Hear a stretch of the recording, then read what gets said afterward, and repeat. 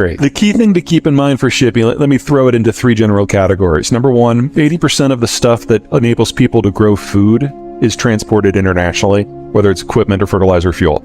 Only 20% of food is traded internationally, but 80% you need the inputs to grow it in the first place. Number 2, roughly half of all oil is shipped on the ocean blue, typically by supertanker, along with everything that comes out of the Persian Gulf. And then number 3, safety on the waves is what allows us to have the East Asian manufacturing model, which is a fancy way of saying the manufacturing model, because roughly half of all manufactured goods are produced in East Asia, and you will get components coming from Thailand versus Indonesia versus China versus Korea versus Japan. But the key thing to remember is less than 1% of that shipping happens on land. Wow. Korea is in effect an island. Japan is an island. Most of the Southeast Asian countries are either islands or peninsulas, and they're ringed by mountains. So physical connections independent of maritime trade in Asia almost don't happen at all. Certainly, and the book is about how this happens on a decade's time scale, how the 2020s were always the decade that was always going to break down in. But events in just the last couple of months are speeding this up. A lot of this is probably going to be front-loaded.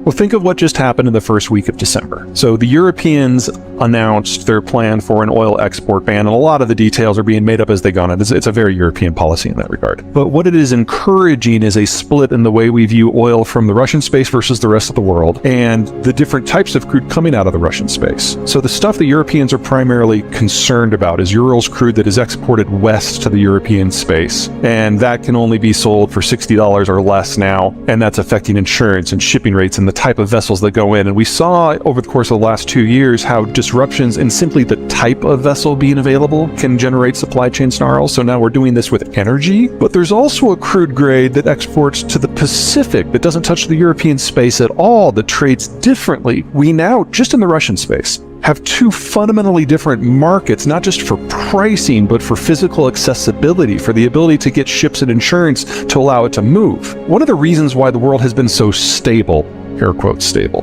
since 1945 is there's been one oil price. Now, it's modified by the length of the journey or the quality of the crude, but there's one oil price and everything is safe. The Europeans have now created a system where a lot of countries in Europe are now going to have a vested interest in interfering with Russian exports west. That's one pricing margin. That's one security paradigm. That's one insurance policy system. But then in the east, where the Europeans are not the players, it's a different crude grade at a different price point using different insurance systems by different countries. We have split the oil market now into at least 3 pieces, 2 Russian, 1 everything else, which means now countries no longer have a vested interest in making sure the oil flows everywhere all the time, because we're not all in this together anymore. This is just the beginning. We're going to see this spread throughout not just the energy sphere, but pretty much every major commodity, and we're hiving the world up into different supply systems. And that is a recipe for 1910s and 1930s style conflict and competition. Yeah, in the world before World War II, piracy, state piracy, and privateering were pretty common because almost everything that was shipped had an obvious value. The cost of shipping before the Cold War and globalization was about an order of magnitude more than it was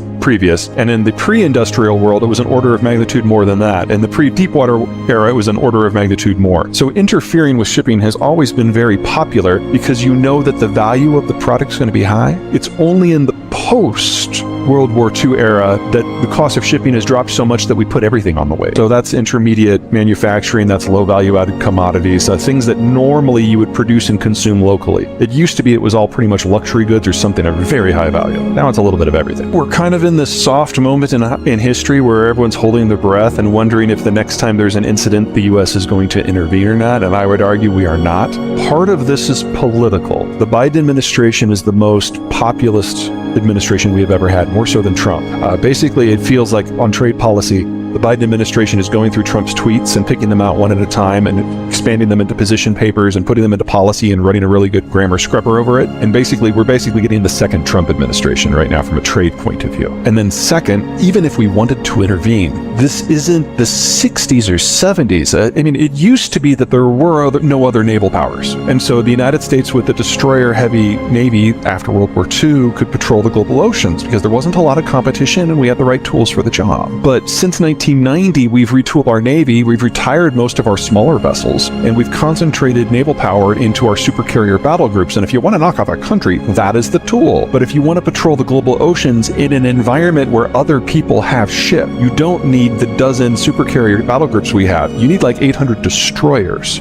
We only have 70. So even if we wanted to be the global policeman and patrol the waves, we no longer have the physical capacity to do it. Now, that sounds bad, and it is, but keep this in mind. The United States is the least maritime trade-dependent country in the world. Only 12% of our GDP is from trade. About half of that is NAFTA. We're not the ones who suffer if global trade breaks down. China's at the top of that list. Europe is a close second. China utterly lacks the naval capacity to project power more than about 1,000 miles from its coast, and it is completely dependent upon resource access and market access in countries that are half a world away. Now, the Chinese currently have 3 aircraft carriers floating. The first one used to be a casino. They will never claim that it is combat capable. They just bought it from Ukraine to refurbish it so they could learn how it works. Okay. Their second one is a clone of the one that used to be the casino. The one that used to be the casino used to be a Russian carrier. They called it the Kuzanov, by the way, and the Soviets thought it was a disaster. During Soviet times,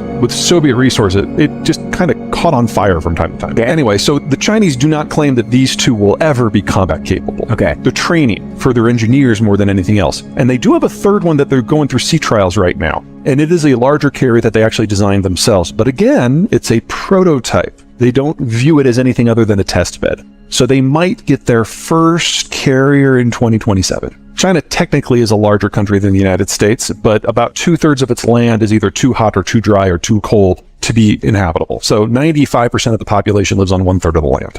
Of that 95%, 70% lives in the North China Plain, which is an area that's not much bigger than the United States east of the Mississippi, maybe about 2/3 the size of that. So you're talking 1 billion people in one footprint. That footprint is flood prone, drought prone, and the river is actually, after 3,000 years of habitation, the river bed is above the surrounding land area, so it just flows down a dike. So if they get a heavy rain, the dike overflows and the river goes down into where people live. Yeah, so when you hear about flooding in northern China, just run. There's no fix here. The land is relatively low productivity. In the south, you've got tropics and you've got mountains, so it's difficult to have integration. Hong Kong has always been a separatist area, even before it was called Hong Kong. And then you've got mountains and jungles separating it from Southeast Asia and India, but then you've got the great wide open of the Eurasian steppe connecting it to the Russian space. And off the coast, you don't have an ocean of moat. You've got all these secondary powers, Taiwan, Indonesia, the Philippines, Japan. And so China has never been able to penetrate out, but because they have a hard time unifying at home, others have often penetrated in. It's not the worst geography in the world. That's probably Afghanistan, but it's definitely in the bottom 10%. And it's only because the Americans unified the world into globalization that China exists as it does today, because we basically told all the countries that were preying on China to go home. Hell, we nuked Japan to underline that point. And so for the first time in Chinese history, the Han Chinese have been able to develop the way that they wanted to.